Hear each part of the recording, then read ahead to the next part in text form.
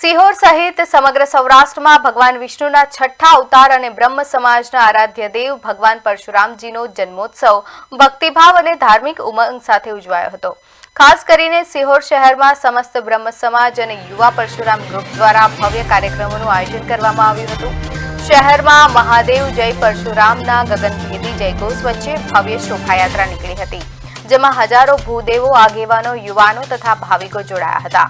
कार्यक्रम अंतर्गत पूजन विधि, भगवान परशुरामना महाआरती અને બ્રહ્મ સમાજ તથા મહાપ્રસાદનું આયોજન કરવામાં આવ્યું હતું। શહેરના વિવિધ વિસ્તારોમાં ભક્તો મોટી સંખ્યામાં જોડાયા હતા। સમગ્ર સિહોર શહેર ધાર્મિક રંગે રંગાયું હતું અને ધાર્મિક એકતા તથા પરંપરાનો અનોખો માહોલ સર્જાયો હતો।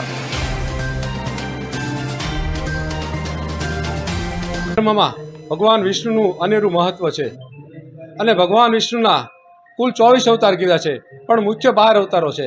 એમાં જે મુખ્ય 12 અવતારો છે એમાં ભગવાન પરશુરામ છે એ છઠ્ઠો અવતાર છે અને ચિરંજીવી અવતાર કહ્યો છે અને અગ્રસેન અવતાર પણ કહ્યો છે એને, કે જ્યારે પૃથ્વી ઉપર દુશાસન દુષ્કર્મ જ્યારે ખૂબ વધ્યા ત્યારે ભગવાન પરશુરામે ચિરંજીવી અવતારે જન્મ લીધો અને જે દુશ્મનો હતા, જે ખરાબ કૃત્યો કરતા હતા, જે ખરાબ બધા લોકોને હેરાન કરતા હતા, એ બધાને નાશ કરવા માટે ભગવાન પરશુરામે આ અવતાર લીધો અને આ ચિરંજીવી અવતાર દર વર્ષે અખાત ત્રીજના દિવસે એમનો જન્મોત્સવ અમે સિહોર ખાતે સમસ્ત બ્રહ્મ સમાજ યુવા પરશુરામ ગ્રુપ સિહોર દ્વારા ઉજવવામાં આવે છે અને અમારી આ ટોટલ 15મી ઉત્સવ છે અને 12મી શોભાયાત્રા છે।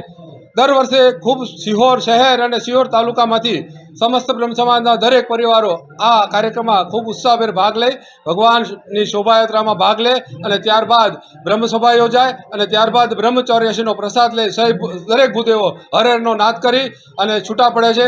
આવી રીતે ભગવાનની કૃપા સર્વત્ર સમાજ પર, સનાતન ધર્મ પર રહે એવી શુભકામના। જય મહાદેવ, જય પરશુરામ, જય જય પરશુરામ।